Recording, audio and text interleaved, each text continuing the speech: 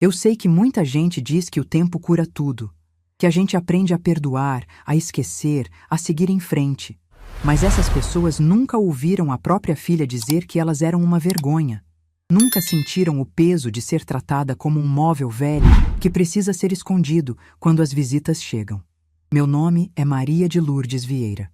Tenho 67 anos. E essa história começa numa noite de quinta-feira, quando eu desci as escadas da casa da minha filha, vestindo o melhor conjunto que eu tinha no armário. Era um blazer azul marinho que eu usava há anos, uma blusa de seda cor de creme que meu marido Joaquim tinha me dado no nosso último aniversário de casamento e uma calça social preta. Roupa simples, discreta, elegante na medida certa para uma mulher da minha idade. Tinha passado a tarde inteira me arrumando.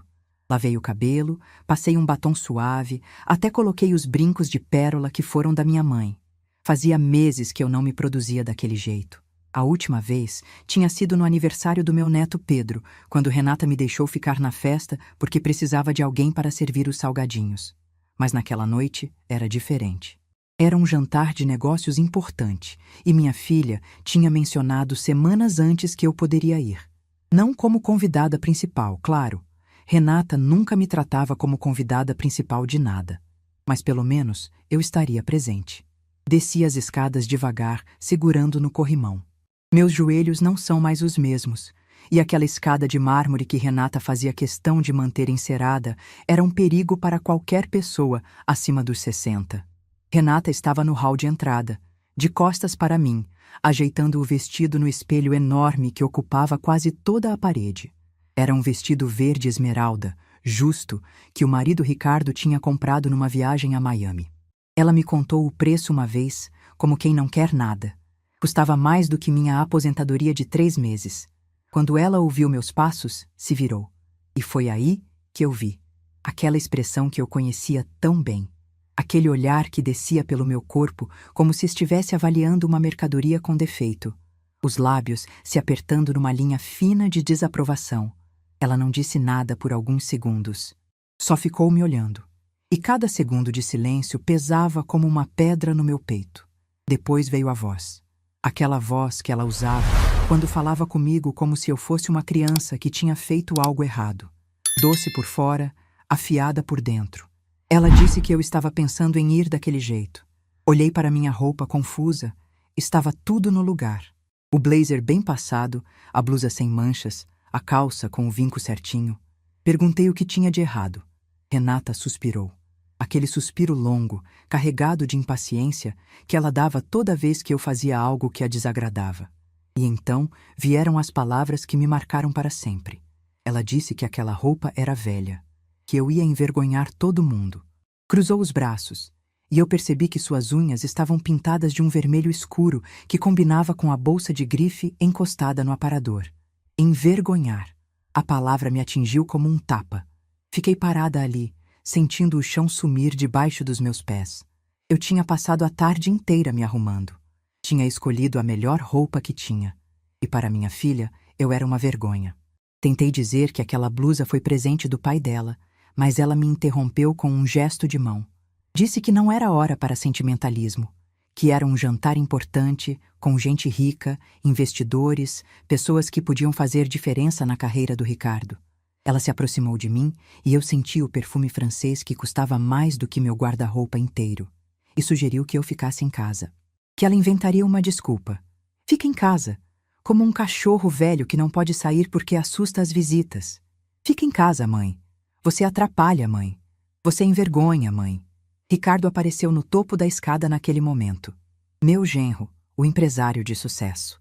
Ele ajeitou a gravata enquanto descia e, quando me viu ali parada, fez aquela expressão de quem finge que não viu nada. Disse para Renata que estava na hora, que o motorista já esperava. Passou por mim como se eu fosse parte da decoração. Renata voltou a me olhar e disse que estava combinado, que eu ficaria. Tinha comida na geladeira. As crianças já estavam dormindo, mas se acordassem, eu cuidaria deles.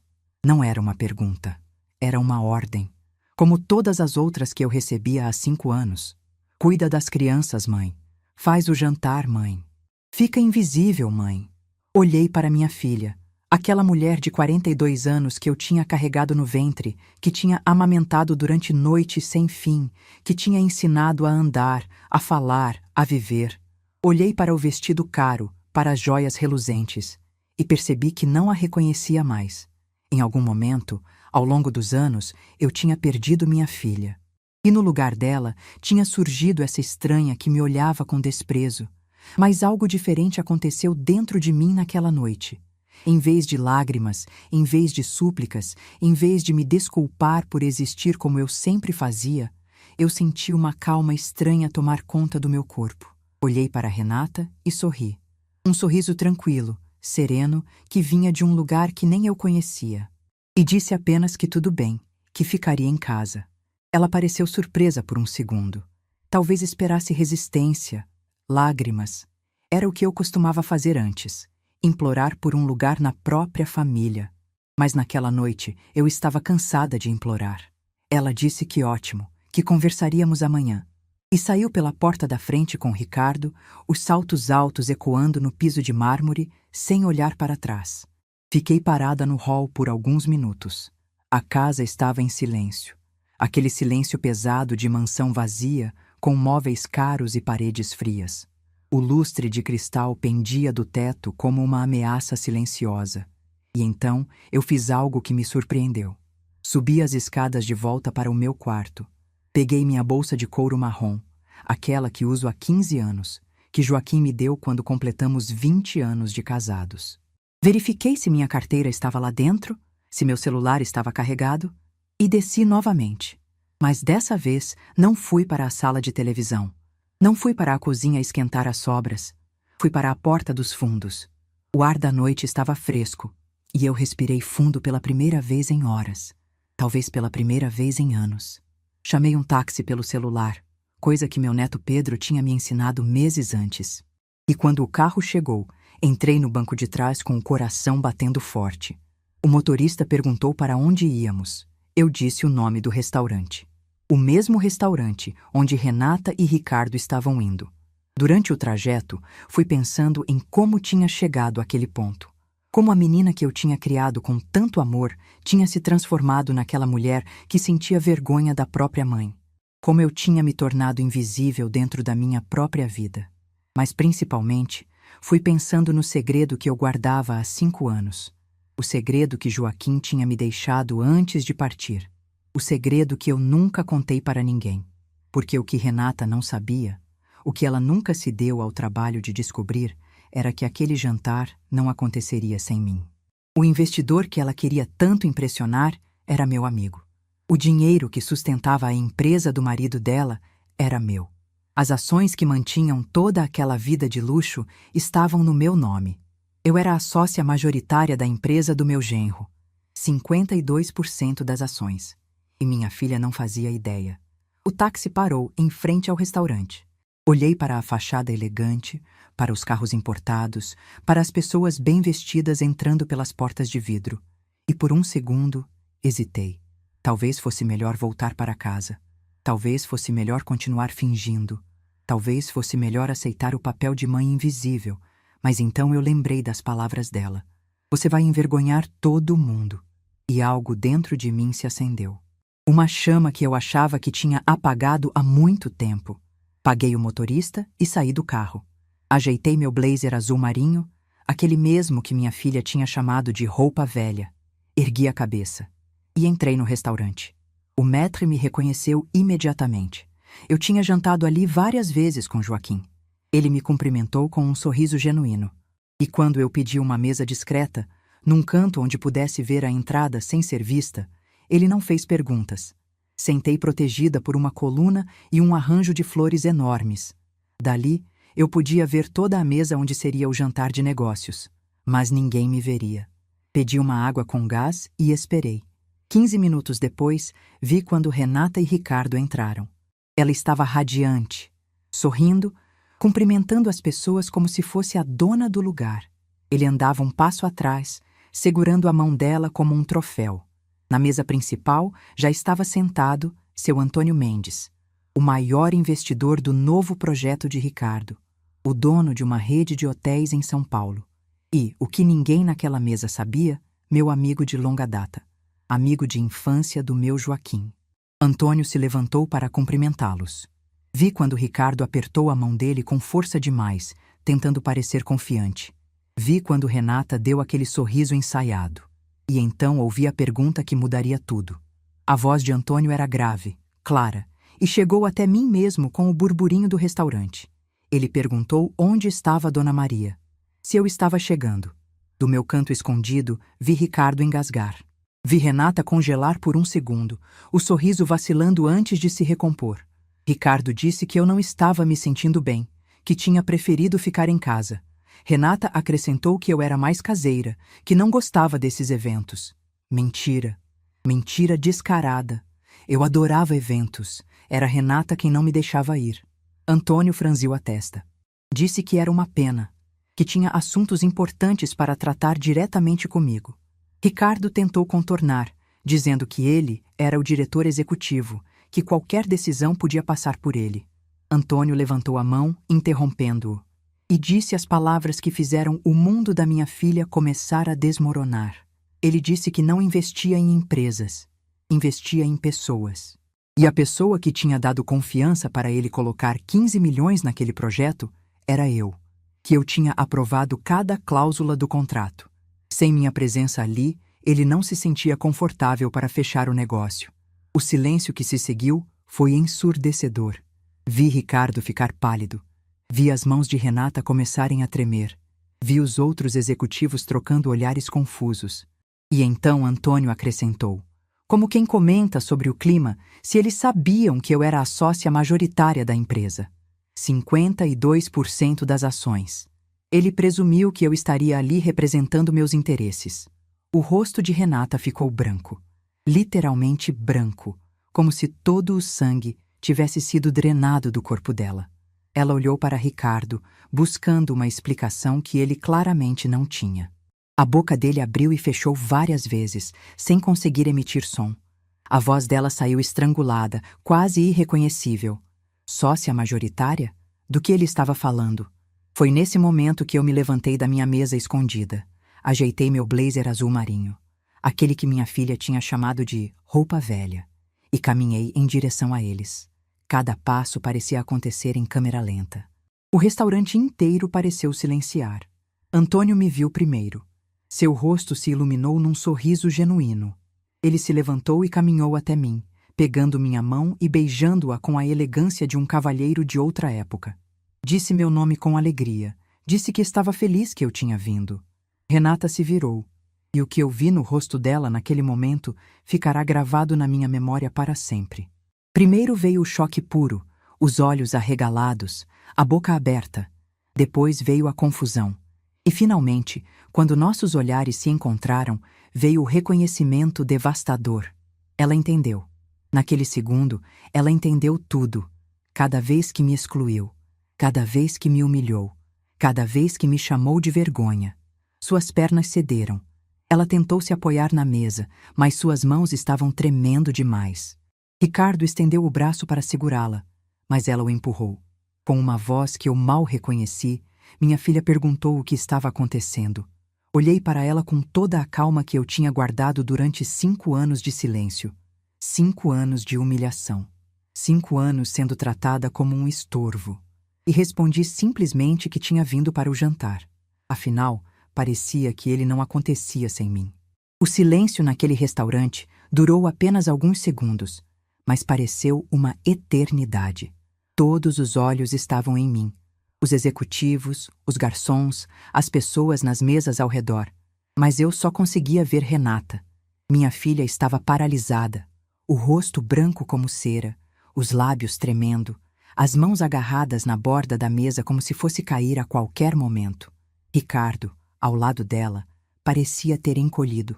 O empresário confiante de minutos antes tinha desaparecido, substituído por um homem que acabara de descobrir que o chão sob seus pés nunca foi sólido.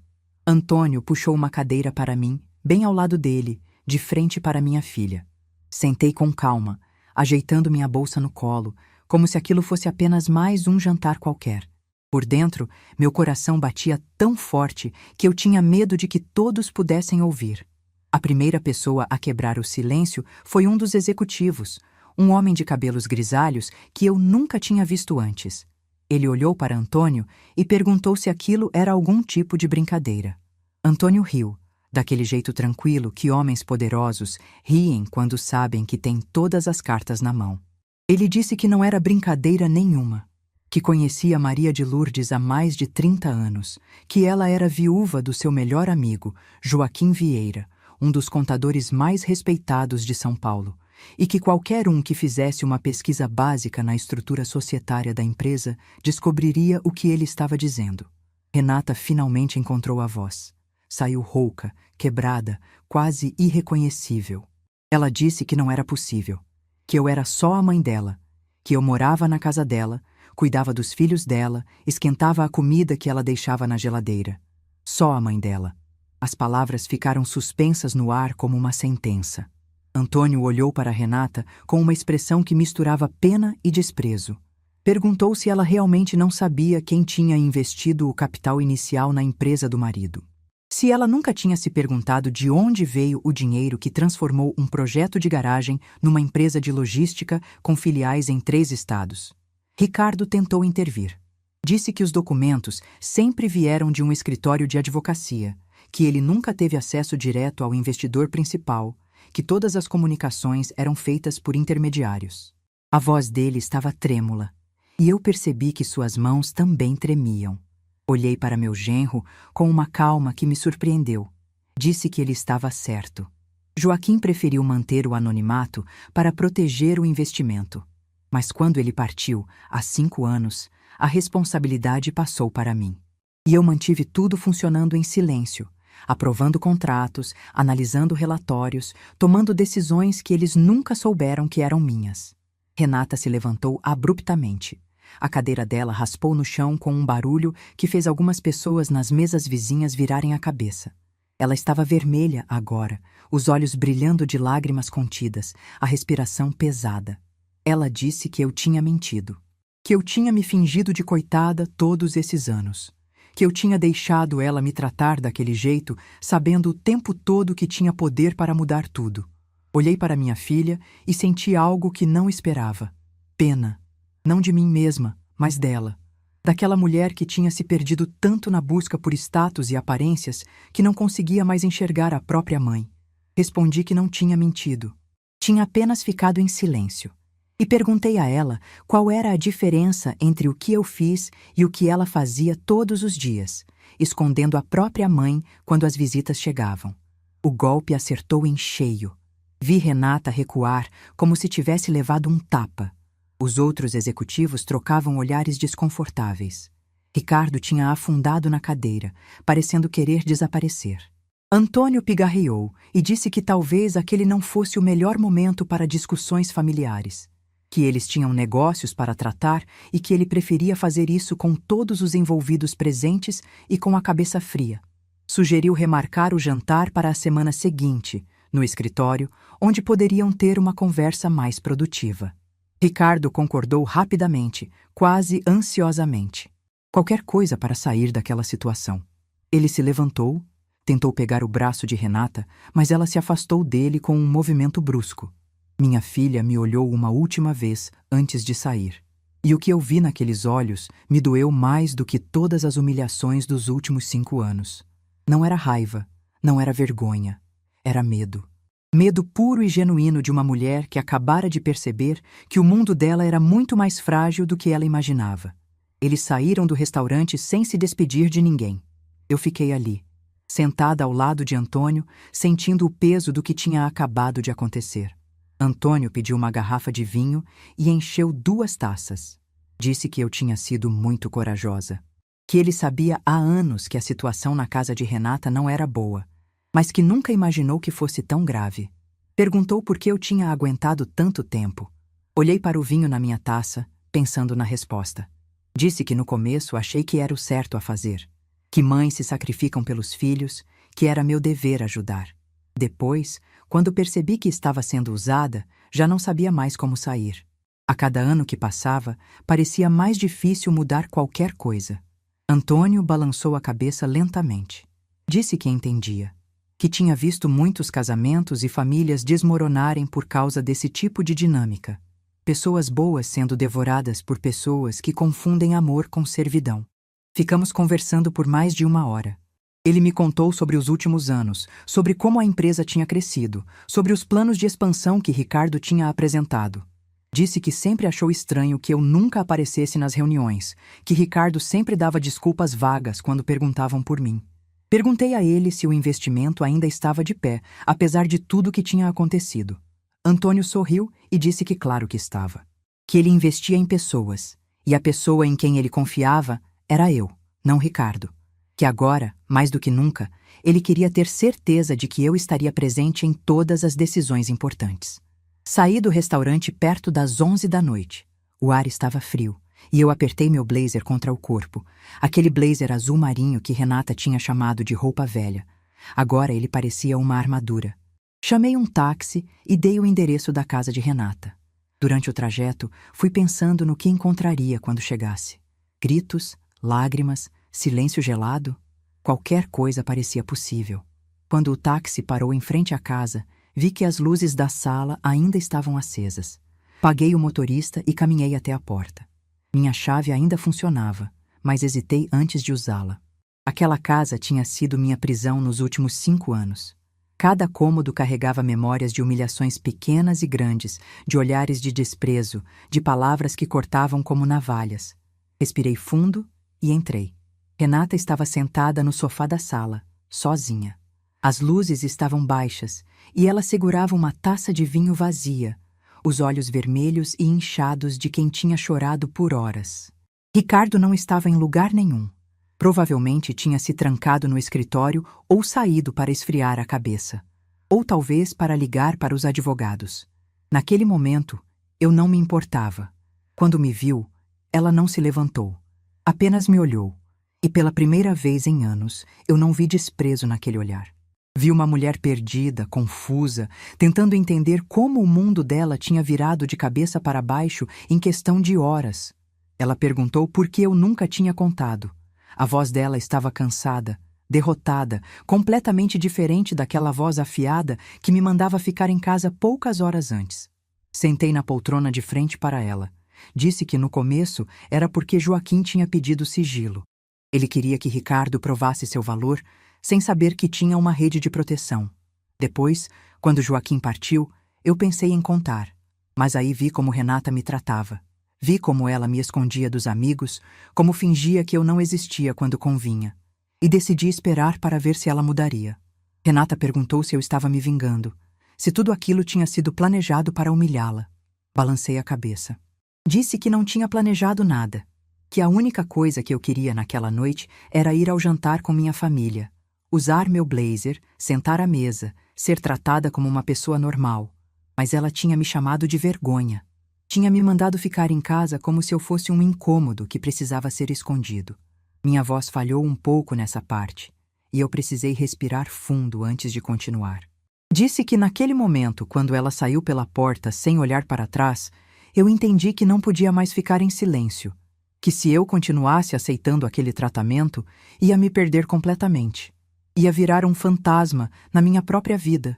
Renata abaixou a cabeça. Ficou um longo tempo em silêncio, e eu deixei. Às vezes o silêncio diz mais do que qualquer palavra. Quando ela finalmente falou, a voz estava embargada. Disse que não sabia por que tinha se tornado aquela pessoa, que quando era jovem sonhava em ser como eu, forte, independente, respeitada. Mas em algum momento do caminho, ela perdeu isso. Começou a achar que valor se media em roupas de grife e jantares em restaurantes caros, que aparência era mais importante que essência. Escutei sem interromper. Era a conversa mais honesta que tínhamos tido em anos, talvez a mais honesta de nossas vidas. Ela disse que tinha vergonha, não de mim, de si mesma, de ter tratado a própria mãe como empregada, de ter priorizado a opinião de estranhos sobre o amor de quem sempre esteve ao seu lado. Disse que entendia se eu nunca a perdoasse, que ela mesma não sabia se conseguiria se perdoar. Olhei para minha filha, Aquela mulher de 42 anos que de repente parecia uma menina assustada.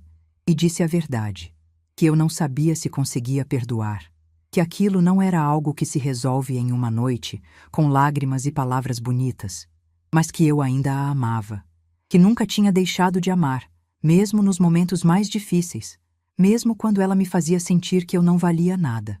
Renata começou a chorar. Não aquele choro contido de quem quer manter as aparências, mas um choro solto, de criança. Ela veio até mim e se ajoelhou no chão, encostando a cabeça no meu colo, como fazia quando era pequena e tinha pesadelos. Fiquei ali, passando a mão no cabelo dela, sentindo suas lágrimas molharem minha calça.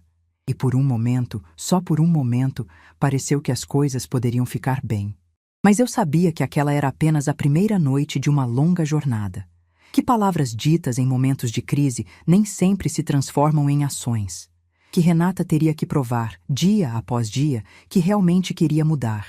Que o arrependimento de hoje precisaria virar respeito amanhã. E eu também tinha decisões a tomar. Não podia continuar morando naquela casa, sendo a babá invisível, a empregada não remunerada. Precisava reconstruir minha própria vida, encontrar meu próprio espaço, redescobrir quem eu era além de mãe e avó. Naquela noite, quando finalmente subi para meu quarto, eu sabia que nada seria como antes. O segredo tinha vindo à tona. As máscaras tinham caído. E agora, pela primeira vez em 5 anos, eu tinha uma escolha real sobre o meu futuro. Deitei na cama olhando para o teto, pensando em Joaquim. Imaginei o que ele diria se pudesse me ver agora. Provavelmente sorriria daquele jeito calmo dele e diria que estava orgulhoso, que eu finalmente tinha encontrado minha voz, que eu finalmente tinha lembrado quem eu era. Fechei os olhos e, pela primeira vez em muito tempo, dormi em paz. Mas antes de adormecer, uma certeza se formou na minha mente. Aquela casa não seria mais meu endereço por muito tempo. Era hora de escrever um novo capítulo na minha história. E dessa vez, eu seria a autora principal. Acordei com o som de vozes alteradas vindo do andar de baixo. Olhei para o relógio no criado mudo. 6h40 da manhã. O sol mal tinha nascido e a casa já estava em guerra. Levantei devagar, sentindo o peso da noite anterior em cada músculo do meu corpo. Tinha dormido poucas horas, mas foram as horas mais tranquilas que eu tive em muito tempo. A verdade tinha finalmente vindo à tona. E por mais doloroso que fosse o processo, havia uma paz estranha em não carregar mais aquele segredo. Desci as escadas, seguindo as vozes. Vinham da cozinha. Quando cheguei à porta, vi uma cena que me fez parar imediatamente. Ricardo estava de pé, ainda com a roupa da noite anterior, os olhos vermelhos de quem não tinha dormido. Renata estava sentada à mesa, as mãos tremendo ao redor de uma xícara de café que esfriava. E entre eles, assustados e confusos, Pedro e Isabela, meus netos de 11 e 8 anos, olhavam de um para o outro, sem entender o que estava acontecendo. Foi Pedro quem me viu primeiro. Ele correu até mim e me abraçou pela cintura, o rosto afundado no meu roupão. Perguntou por que todo mundo estava gritando, por que a mãe estava chorando, por que o pai tinha dormido no escritório. Antes que eu pudesse responder, Ricardo se virou para mim. E pela primeira vez desde que o conheci, há 12 anos, vi raiva genuína nos olhos dele. Não aquela indiferença educada que ele sempre demonstrava. Raiva pura, crua, de um homem que se sentia traído. Ele disse que eu tinha arruinado tudo, que tinha passado anos fingindo ser uma coitada enquanto segurava o controle da empresa dele, que tinha humilhado ele na frente do maior investidor do projeto, na frente dos executivos, na frente da própria esposa. Senti Pedro se apertar mais contra mim. Coloquei a mão nas costas dele, tentando acalmá-lo. Olhei para Ricardo com a mesma calma que tinha descoberto dentro de mim na noite anterior. Disse que a empresa nunca foi só dele, que o dinheiro que construiu aquela empresa veio do meu marido, foi registrado no meu nome, e que eu tinha todo o direito de participar das decisões. Disse também que não tinha humilhado ninguém. Tinha apenas aparecido num jantar do qual fui excluída pela minha própria filha. Ricardo deu um soco na mesa, fazendo as xícaras pularem. Isabela começou a chorar. Renata se levantou e foi até a filha, abraçando-a, lançando um olhar desesperado para mim. Foi quando Ricardo disse algo que me gelou por dentro. Ele disse que ia consultar os advogados, que ia contestar a validade daquelas ações. Que não era possível que uma velha que passava o dia cuidando de crianças e esquentando comida fosse dona de mais da metade da empresa que ele tinha construído do zero. Uma velha. As palavras ficaram suspensas no ar como uma sentença. Olhei para meu genro, aquele homem que eu tinha recebido na minha família, que eu tinha ajudado a criar os filhos, que eu tinha servido durante 5 anos, sem nunca receber um obrigado. E senti algo que não esperava. Pena. Pena de um homem tão pequeno que não conseguia aceitar que devia algo a alguém. Respondi que ele podia consultar quantos advogados quisesse, que os documentos eram legais, registrados em cartório, válidos há mais de uma década, que Joaquim tinha feito tudo certinho, como o contador meticuloso que sempre foi, e que se ele quisesse uma guerra judicial, eu estava preparada para enfrentar. Ricardo ficou vermelho. Por um momento, achei que ele fosse partir para cima de mim. Mas Renata se colocou entre nós, a voz finalmente saindo do torpor da noite anterior. Ela disse para ele parar, que não era assim que iam resolver as coisas, que eu era a mãe dela, avó dos filhos deles, e que eles precisavam conversar como adultos. Ricardo olhou para a esposa com desprezo. Disse que ela era tão culpada quanto eu, que se ela tivesse mantido a mãe dela por perto, se tivesse tratado melhor, talvez nada daquilo tivesse acontecido. Disse que Renata tinha criado aquela situação com a própria incompetência. Vi minha filha recuar como se tivesse levado um tapa, e naquele momento, algo mudou. Renata olhou para o marido de um jeito que eu nunca tinha visto antes. Não era medo, não era submissão, era decepção. Era o olhar de uma mulher que finalmente via quem estava ao seu lado. Ela disse que ele estava certo, que ela tinha tratado a própria mãe mal durante anos, mas que pelo menos ela estava tentando reconhecer o erro. Perguntou o que ele estava fazendo além de gritar e ameaçar. O silêncio que se seguiu foi ensurdecedor. Pedro ainda estava agarrado em mim. Isabela chorava baixinho no canto.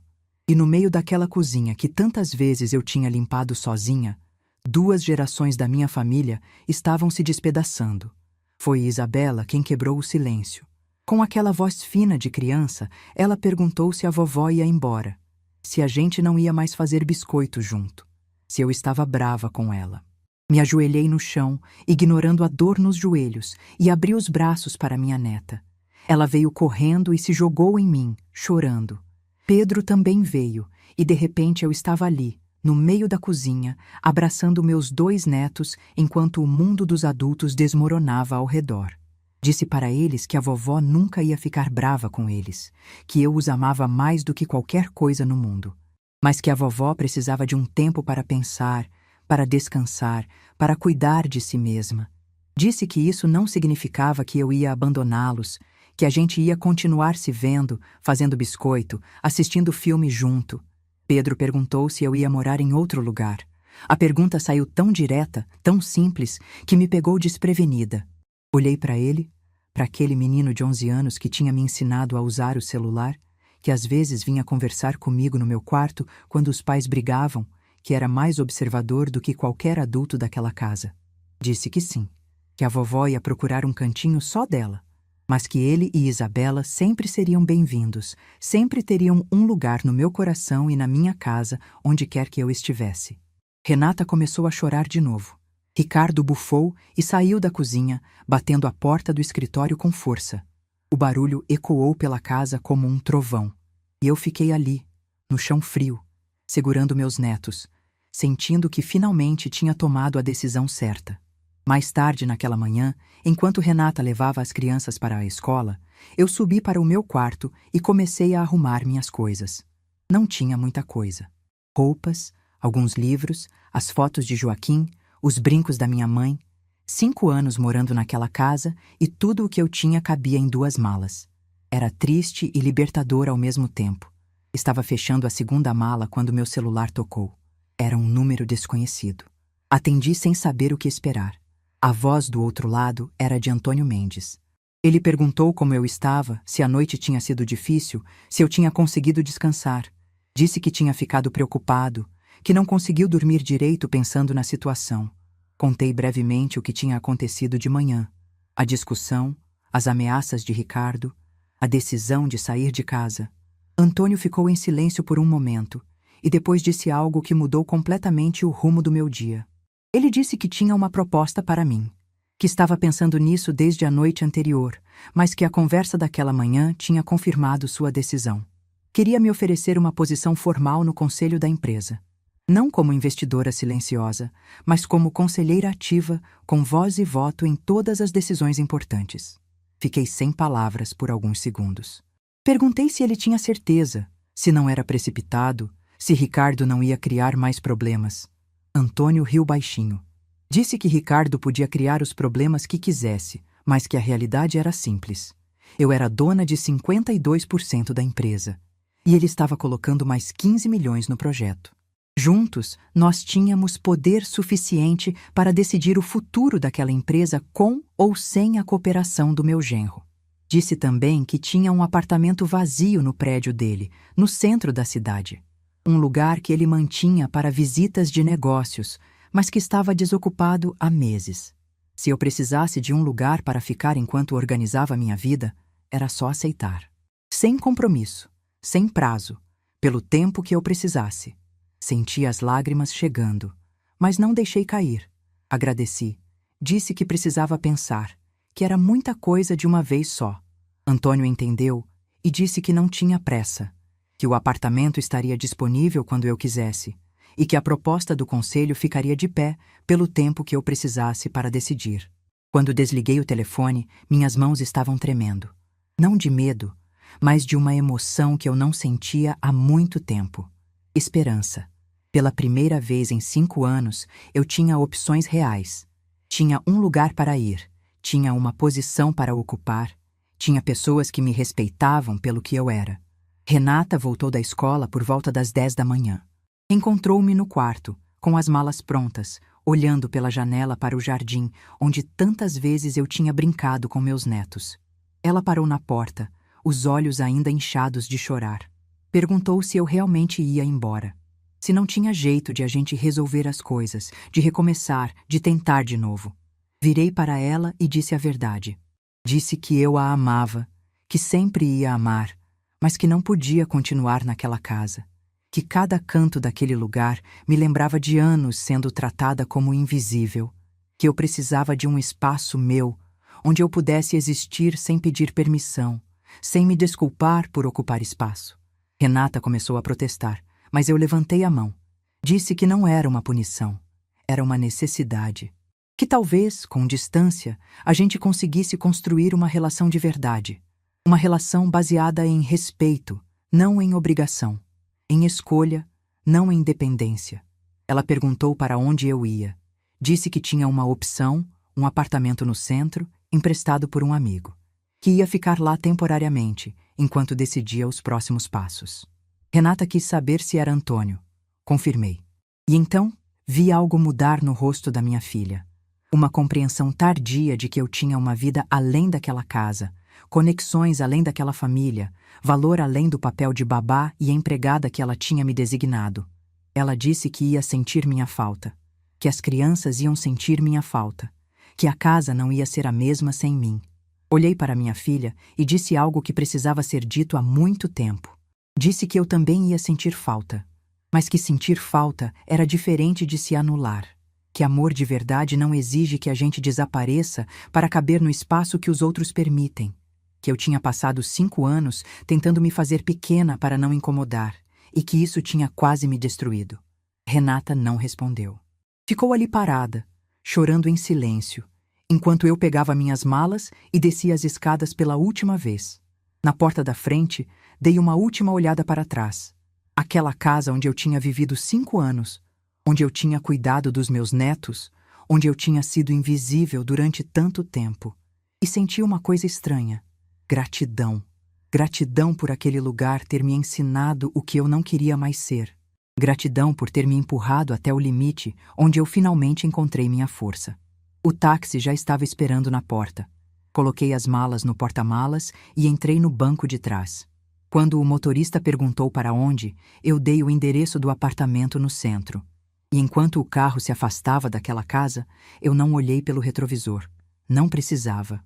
O passado estava ficando para trás, e pela primeira vez em muito tempo eu estava ansiosa pelo que viria pela frente. Meu celular apitou.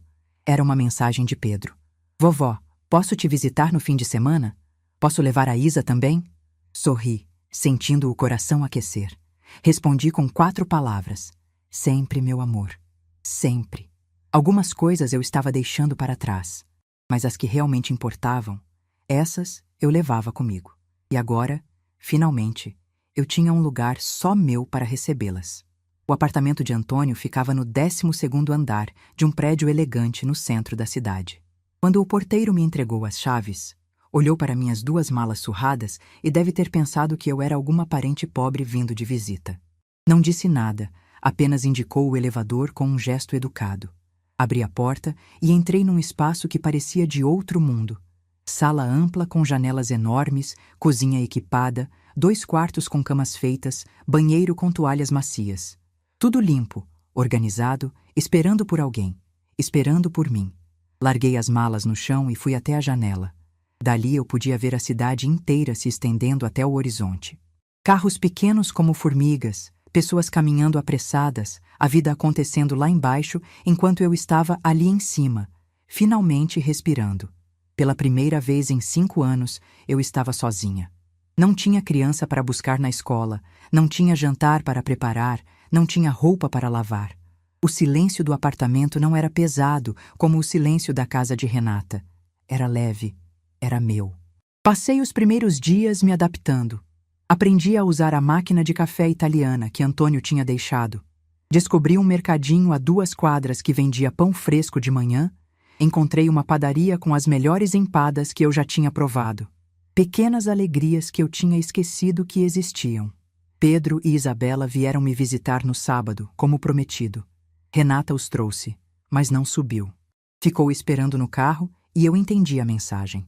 Ela ainda estava processando tudo, ainda não sabia como agir perto de mim. Tudo bem, eu também estava aprendendo. As crianças ficaram maravilhadas com o apartamento. Pedro quis saber se dava para ver a casa deles dali de cima. Isabela correu para a cozinha e perguntou se a gente podia fazer biscoito ali também. Disse que sim, que podíamos fazer biscoito, bolo, o que ela quisesse. Os olhos dela brilharam de um jeito que me fez quase chorar. Passamos a tarde juntos. Fizemos biscoitos de chocolate, assistimos desenho na televisão enorme da sala, brincamos de cartas. Quando Renata mandou mensagem dizendo que estava na portaria, as crianças não queriam ir embora. Pedro me abraçou forte e disse no meu ouvido que gostava mais de mim ali do que na casa deles. Que ali eu parecia mais feliz. Crianças percebem tudo. Às vezes, mais do que os adultos. Na segunda-feira seguinte, recebi a ligação que mudaria o rumo da minha nova vida. Era a secretária de Antônio, confirmando a reunião do conselho para quarta-feira às 10 da manhã. Perguntou se eu precisava de transporte, se tinha alguma restrição alimentar para o coffee break, se preferia a água com ou sem gás. Fiquei tão surpresa com tanta atenção que demorei para responder. Passei os 2 dias seguintes nervosa como não ficava há décadas. Revisei os documentos que Antônio tinha me enviado, estudei os números da empresa, li sobre os projetos em andamento. Joaquim sempre dizia que conhecimento era poder, e eu queria chegar naquela reunião preparada. Na manhã de quarta-feira, acordei às 5 da manhã. Tomei banho demorado, lavei o cabelo, passei um tempo escolhendo a roupa. Optei pelo mesmo blazer azul marinho que Renata tinha chamado de velho. Mas dessa vez, coloquei uma blusa branca por baixo e um colar de pérolas discreto. Olhei no espelho e vi uma mulher que eu quase tinha esquecido que existia. O carro que Antônio mandou chegou às 9h30. Um motorista uniformizado abriu a porta para mim e eu entrei sentindo que estava num filme. Durante o trajeto, fui olhando a cidade passar pela janela e pensando em como a vida pode mudar em questão de dias. O prédio da empresa ficava numa região comercial nobre. Fachada de vidro espelhado, logo enorme na entrada, seguranças de terno na recepção. Quando disse meu nome, a recepcionista sorriu e pediu que eu esperasse um momento. Menos de 1 minuto depois, uma moça elegante veio me buscar e me conduziu até o elevador executivo. A sala de reuniões ficava no último andar. mesa de madeira escura para 12 pessoas, cadeiras de couro, telão na parede, vista panorâmica da cidade. Antônio já estava lá, conversando com 2 homens que eu não conhecia. Quando me viu, seu rosto se iluminou. Ele veio até mim e me cumprimentou com um beijo no rosto. Apresentou-me aos outros como Dona Maria de Lourdes Vieira, sócia majoritária e nova conselheira da empresa. Os homens apertaram minha mão com respeito e eu percebi nos olhos deles uma curiosidade genuína. Provavelmente tinham ouvido falar do que aconteceu no jantar. Aos poucos, a sala foi enchendo. Executivos de terno, uma mulher de cabelo curto que era diretora financeira, um senhor mais velho que cuidava da parte jurídica. Todos me cumprimentavam com deferência, como se eu fosse alguém importante. E a verdade me atingiu como um raio. Eu era alguém importante. Sempre tinha sido. Só tinha esquecido. Ricardo chegou por último. Entrou na sala com passos duros, evitando olhar para mim. Sentou na ponta oposta da mesa, o mais longe possível. Seu rosto estava fechado, os maxilares travados. Parecia um homem indo para a guerra.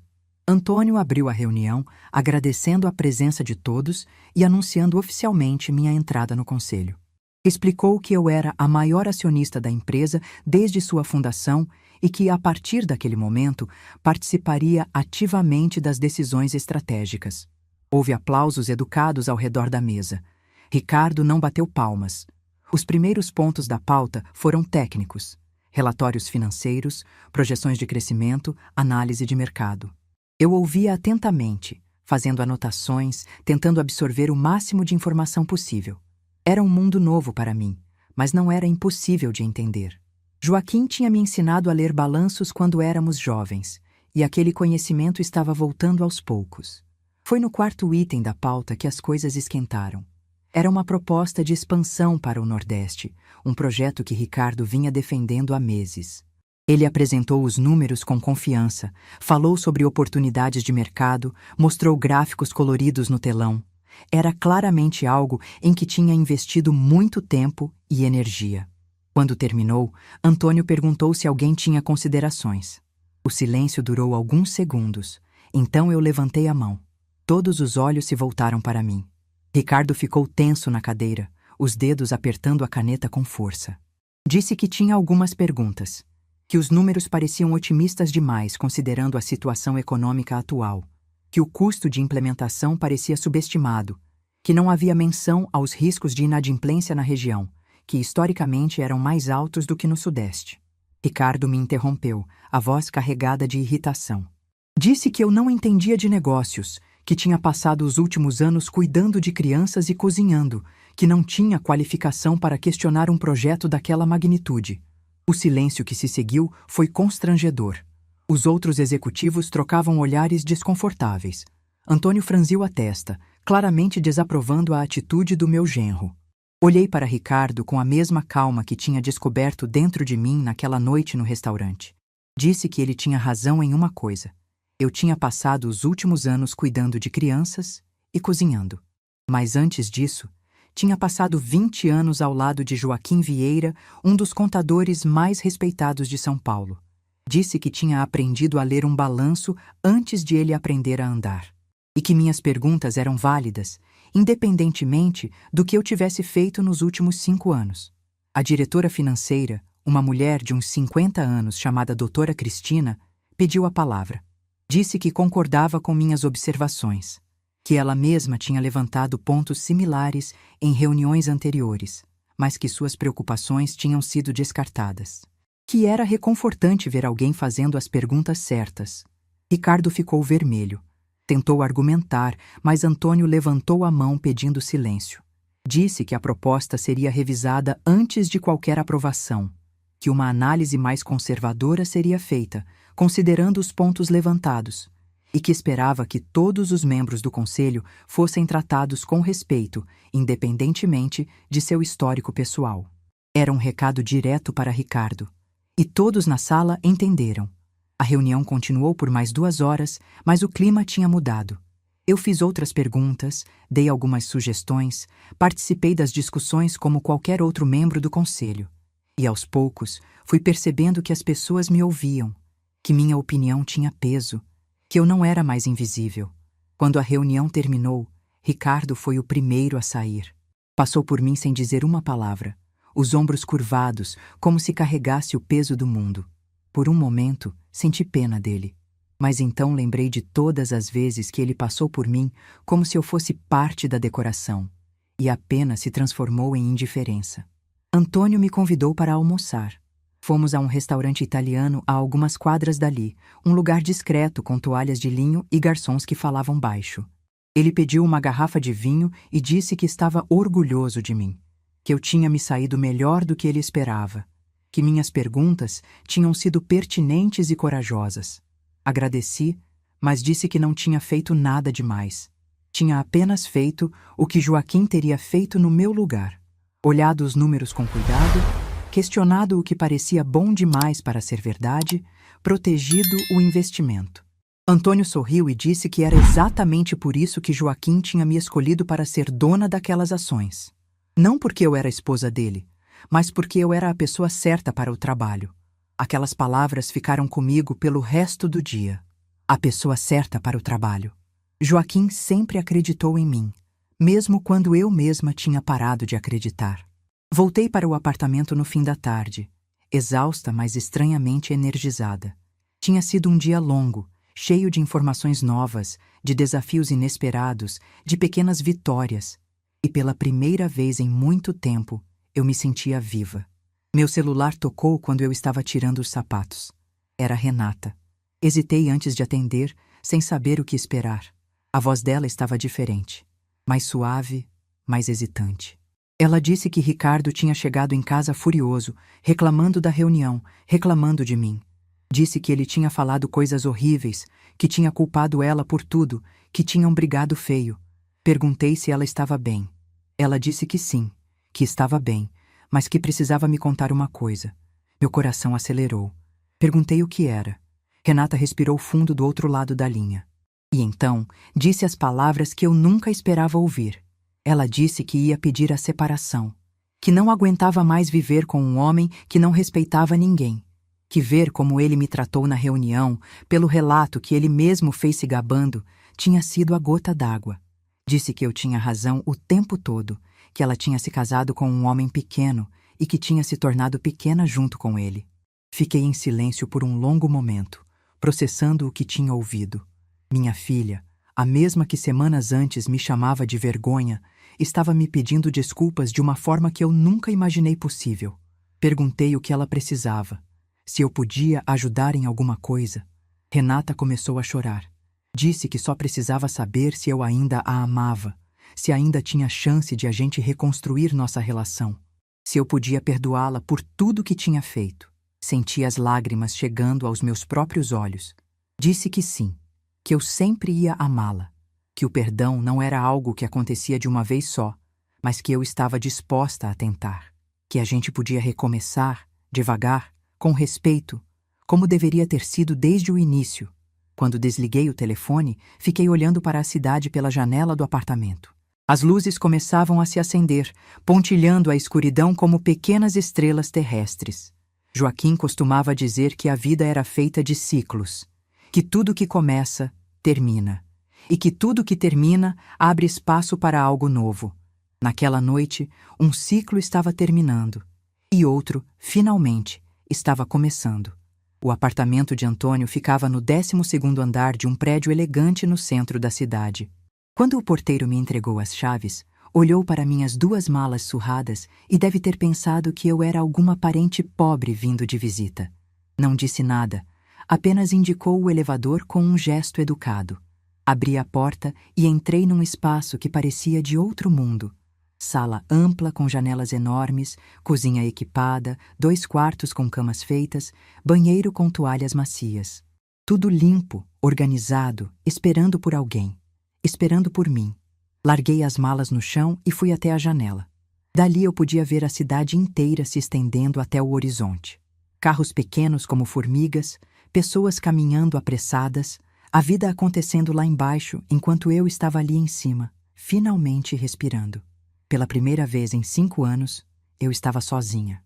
Não tinha criança para buscar na escola, não tinha jantar para preparar, não tinha roupa para lavar. O silêncio do apartamento não era pesado como o silêncio da casa de Renata. Era leve, era meu. Passei os primeiros dias me adaptando. Aprendi a usar a máquina de café italiana que Antônio tinha deixado. Descobri um mercadinho a 2 quadras que vendia pão fresco de manhã. Encontrei uma padaria com as melhores empadas que eu já tinha provado.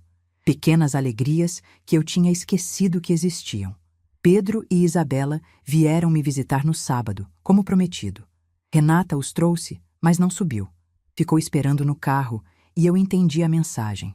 Ela ainda estava processando tudo. Ainda não sabia como agir perto de mim. Tudo bem, eu também estava aprendendo. As crianças ficaram maravilhadas com o apartamento. Pedro quis saber se dava para ver a casa deles dali de cima. Isabela correu para a cozinha e perguntou se a gente podia fazer biscoito ali também. Disse que sim, que podíamos fazer biscoito, bolo, o que ela quisesse. Os olhos dela brilharam de um jeito que me fez quase chorar. Passamos a tarde juntos. Fizemos biscoitos de chocolate, assistimos desenho na televisão enorme da sala, brincamos de cartas. Quando Renata mandou mensagem dizendo que estava na portaria, as crianças não queriam ir embora. Pedro me abraçou forte e disse no meu ouvido que gostava mais de mim ali do que na casa deles, que ali eu parecia mais feliz. Crianças percebem tudo, às vezes mais do que os adultos. Na segunda-feira seguinte, recebi a ligação que mudaria o rumo da minha nova vida. Era a secretária de Antônio, confirmando a reunião do conselho para quarta-feira às 10 da manhã. Perguntou se eu precisava de transporte, se tinha alguma restrição alimentar para o coffee break, se preferia água com ou sem gás. Fiquei tão surpresa com tanta atenção que demorei para responder. Passei os 2 dias seguintes nervosa, como não ficava há décadas. Revisei os documentos que Antônio tinha me enviado, estudei os números da empresa, li sobre os projetos em andamento. Joaquim sempre dizia que conhecimento era poder, e eu queria chegar naquela reunião preparada. Na manhã de quarta-feira, acordei às 5 da manhã. Tomei banho demorado, lavei o cabelo, passei um tempo escolhendo a roupa. Optei pelo mesmo blazer azul marinho que Renata tinha chamado de velho, mas dessa vez coloquei uma blusa branca por baixo e um colar de pérolas discreto.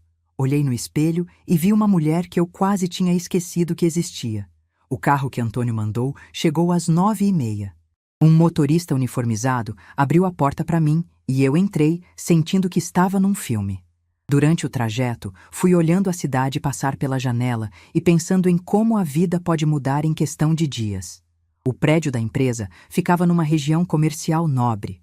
Fachada de vidro espelhado, logo enorme na entrada, seguranças de terno na recepção. Quando disse meu nome, a recepcionista sorriu e pediu que eu esperasse um momento. Menos de 1 minuto depois, uma moça elegante veio me buscar e me conduziu até o elevador executivo. A sala de reuniões ficava no último andar. Mesa de madeira escura para 12 pessoas, cadeiras de couro, telão na parede, vista panorâmica da cidade. Antônio já estava lá, conversando com 2 homens que eu não conhecia. Quando me viu, seu rosto se iluminou. Ele veio até mim e me cumprimentou com um beijo no rosto. Apresentou-me aos outros como Dona Maria de Lourdes Vieira, sócia majoritária e nova conselheira da empresa. Os homens apertaram minha mão com respeito e eu percebi nos olhos deles uma curiosidade genuína. Provavelmente tinham ouvido falar do que aconteceu no jantar.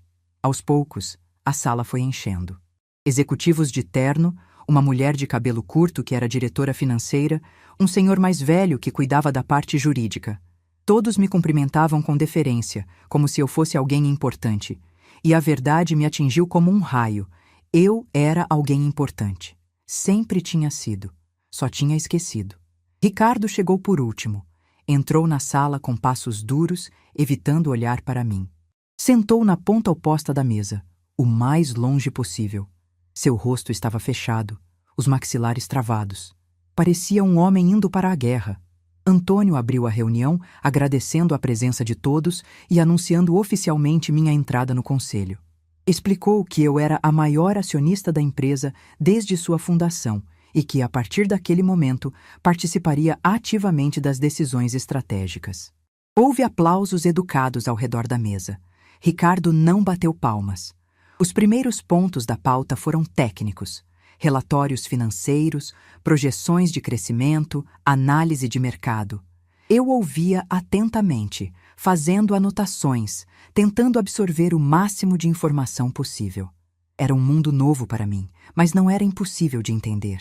Joaquim tinha me ensinado a ler balanços quando éramos jovens, e aquele conhecimento estava voltando aos poucos. Foi no quarto item da pauta que as coisas esquentaram.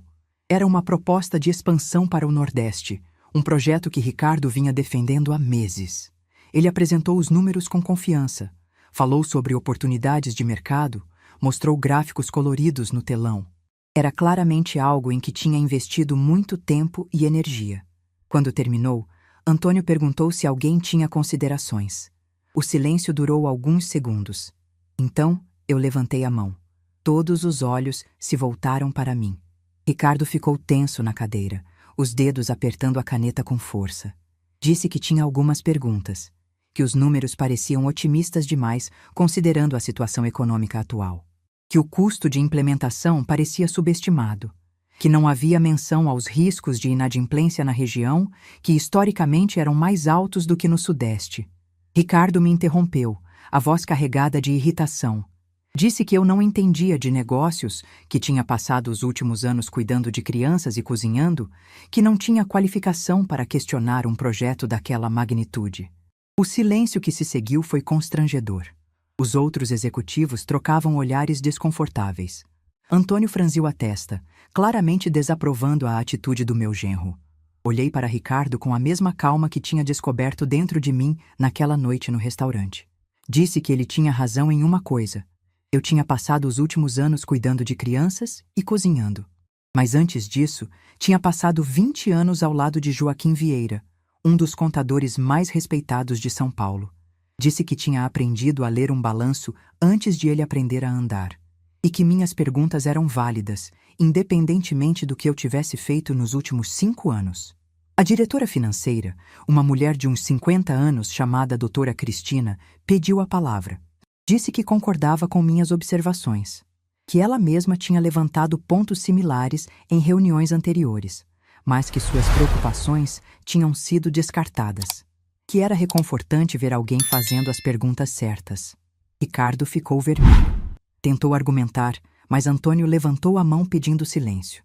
Disse que a proposta seria revisada antes de qualquer aprovação, que uma análise mais conservadora seria feita, considerando os pontos levantados, e que esperava que todos os membros do conselho fossem tratados com respeito, independentemente de seu histórico pessoal. Era um recado direto para Ricardo, e todos na sala entenderam. A reunião continuou por mais 2 horas, mas o clima tinha mudado. Eu fiz outras perguntas, dei algumas sugestões, participei das discussões como qualquer outro membro do conselho. E aos poucos fui percebendo que as pessoas me ouviam, que minha opinião tinha peso, que eu não era mais invisível. Quando a reunião terminou, Ricardo foi o primeiro a sair. Passou por mim sem dizer uma palavra, os ombros curvados como se carregasse o peso do mundo. Por um momento, senti pena dele. Mas então lembrei de todas as vezes que ele passou por mim como se eu fosse parte da decoração, e a pena se transformou em indiferença. Antônio me convidou para almoçar. Fomos a um restaurante italiano a algumas quadras dali, um lugar discreto com toalhas de linho e garçons que falavam baixo. Ele pediu uma garrafa de vinho e disse que estava orgulhoso de mim, que eu tinha me saído melhor do que ele esperava, que minhas perguntas tinham sido pertinentes e corajosas. Agradeci, mas disse que não tinha feito nada demais. Tinha apenas feito o que Joaquim teria feito no meu lugar. Olhado os números com cuidado, questionado o que parecia bom demais para ser verdade, protegido o investimento. Antônio sorriu e disse que era exatamente por isso que Joaquim tinha me escolhido para ser dona daquelas ações. Não porque eu era esposa dele, mas porque eu era a pessoa certa para o trabalho. Aquelas palavras ficaram comigo pelo resto do dia. A pessoa certa para o trabalho. Joaquim sempre acreditou em mim, mesmo quando eu mesma tinha parado de acreditar. Voltei para o apartamento no fim da tarde, exausta, mas estranhamente energizada. Tinha sido um dia longo, cheio de informações novas, de desafios inesperados, de pequenas vitórias. E pela primeira vez em muito tempo, eu me sentia viva. Meu celular tocou quando eu estava tirando os sapatos. Era Renata. Hesitei antes de atender, sem saber o que esperar. A voz dela estava diferente, mais suave, mais hesitante. Ela disse que Ricardo tinha chegado em casa furioso, reclamando da reunião, reclamando de mim. Disse que ele tinha falado coisas horríveis, que tinha culpado ela por tudo, que tinham brigado feio. Perguntei se ela estava bem. Ela disse que sim, que estava bem, mas que precisava me contar uma coisa. Meu coração acelerou. Perguntei o que era. Renata respirou fundo do outro lado da linha. E então disse as palavras que eu nunca esperava ouvir. Ela disse que ia pedir a separação, que não aguentava mais viver com um homem que não respeitava ninguém, que ver como ele me tratou na reunião, pelo relato que ele mesmo fez se gabando, tinha sido a gota d'água. Disse que eu tinha razão o tempo todo, que ela tinha se casado com um homem pequeno e que tinha se tornado pequena junto com ele. Fiquei em silêncio por um longo momento, processando o que tinha ouvido. Minha filha, a mesma que semanas antes me chamava de vergonha, estava me pedindo desculpas de uma forma que eu nunca imaginei possível. Perguntei o que ela precisava, se eu podia ajudar em alguma coisa. Renata começou a chorar. Disse que só precisava saber se eu ainda a amava, se ainda tinha chance de a gente reconstruir nossa relação, se eu podia perdoá-la por tudo que tinha feito. Senti as lágrimas chegando aos meus próprios olhos. Disse que sim, que eu sempre ia amá-la, que o perdão não era algo que acontecia de uma vez só, mas que eu estava disposta a tentar, que a gente podia recomeçar, devagar, com respeito, como deveria ter sido desde o início. Quando desliguei o telefone, fiquei olhando para a cidade pela janela do apartamento. As luzes começavam a se acender, pontilhando a escuridão como pequenas estrelas terrestres. Joaquim costumava dizer que a vida era feita de ciclos, que tudo que começa, termina, e que tudo que termina abre espaço para algo novo. Naquela noite, um ciclo estava terminando, e outro, finalmente, estava começando. Se essa história tocou seu coração, deixe seu like, se inscreva no canal e comente aqui embaixo. No meu lugar, o que você faria? Sua mensagem pode iluminar o dia de alguém.